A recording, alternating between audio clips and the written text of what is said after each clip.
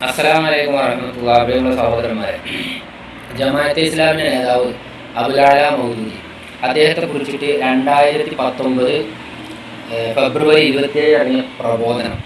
ആ പ്രബോധനത്തിൻ്റെ 8ാമത്തെ പേജിൽ പരിചയപ്പെടുത്തുന്നത് എങ്ങനെയാണ്?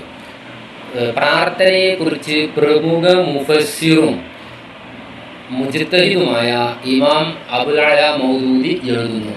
ആരാണ്? പ്രമുഖ മുഫസ്സിറാണ്, മാത്രമല്ല മുജ്തഹിദാണ്. അതായത് ഷാഫി ഇമാമിനെ പോലെ, അതുപോലെ തന്നെ ഹംബലി ഇമാമിനെ പോലെയൊക്കെയുള്ള മുജ്തഹിദാണ് ആണ് എഴുതിച്ചത്. ആരാണ് ഈ അബുലാല മൗദൂദി? അറബി അറിയാത്ത ഒരാളായിരുന്നു. ഒരു മുജ്തഹിദാവണമെങ്കിൽ അല്ലെങ്കിൽ ഒരു മുഫസ്സിറാവണമെങ്കിൽ കേവലം ഒരു അറബി ഭാഷ പഠിക്കൽ നിർബന്ധമുള്ളൊരു കാര്യമാണല്ലോ. കാരണം തനതായ ഭാഷയിൽ നിന്ന് ഖുർആനൊക്കെ വ്യാഖ്യാനിക്കുമ്പോൾ അറബി ഭാഷ പഠിക്കൽ നിർബന്ധമായൊരു കാര്യമാണ്.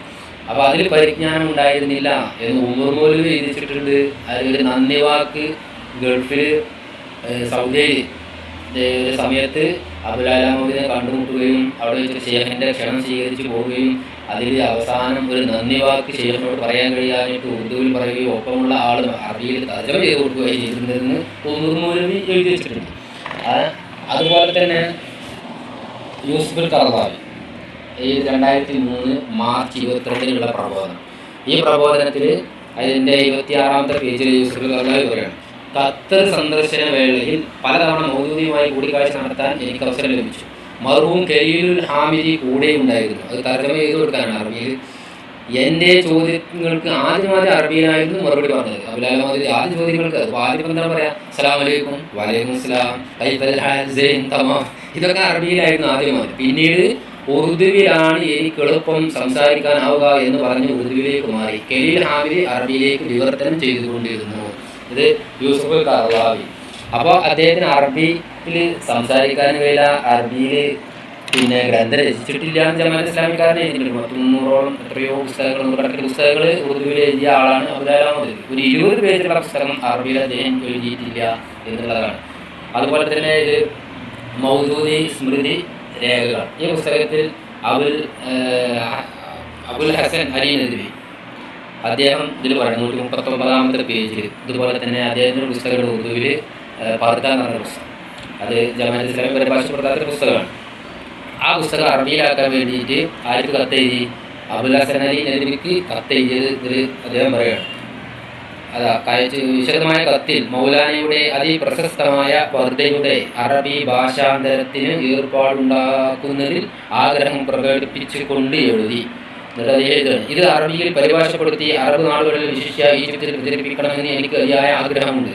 ഇതിന് പറ്റിയതായ നെതുവയല്ലാതെ മറ്റൊരു കേന്ദ്രവും കാണാനാകുന്നില്ല. ഈ ദൗത്യം എവിടെയെങ്കിലും സാധ്യമാവുമെങ്കിൽ അത് അവിടെ മാത്രമാണ്. ഊർജ്ജസ്വലമായ ഭാഷയിൽ അത് പരിഭാഷപ്പെടുത്താൻ യോഗ്യനായ ഒരാളെ താങ്കൾ ദയവായി ആ ദൗത്യം ഏൽപ്പിക്കാൻ ഏർപ്പാട് ചെയ്യണമെന്ന് അപേക്ഷിക്കുന്നു. അറബിയിൽ പരിഭാഷപ്പെടുത്താൻ വേണ്ടിയിട്ട് ഏൽപ്പിക്കണം. ഇതുപോലെ തന്നെ അദ്ദേഹത്തിൻ്റെ ഒരു പ്രസംഗത്തെ കുറിച്ചിട്ടും അത് പറയുന്നുണ്ട്. ഈ നദീവി ഇതിൽ പറയുന്നുണ്ട്: ഇക്കാലത്ത് ജമാഅത്തിൻ്റെ പ്രബോധന പ്രവർത്തനങ്ങൾക്ക് ഒരു അറബി ജിഹ ഉണ്ടായി കാണാൻ മൗലാനക്ക് അതിരറ്റ ആഗ്രഹം ഉണ്ടായിരുന്നു. അങ്ങനെ ഒരു ജിഹ ഉണ്ടാക്കാൻ വേണ്ടിയിട്ട് ഒരാൾ ഏർപ്പാട് ചെയ്തതുമായി സംബന്ധിച്ച് ആണ് ആ പുസ്തകത്തിൽ അതിൽ തന്നെ അദ്ദേഹം പറയുന്നത്. അതിന് ശേഷം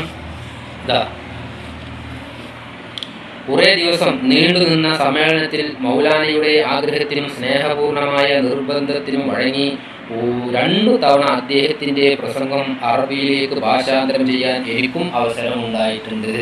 ഇതിന് അബുൽ ഹസൻ അലി നദ്വി പുസ്തകമില്ല. കാരണം അദ്ദേഹത്തിന് അറബി ഭാഷ അറിയില്ല.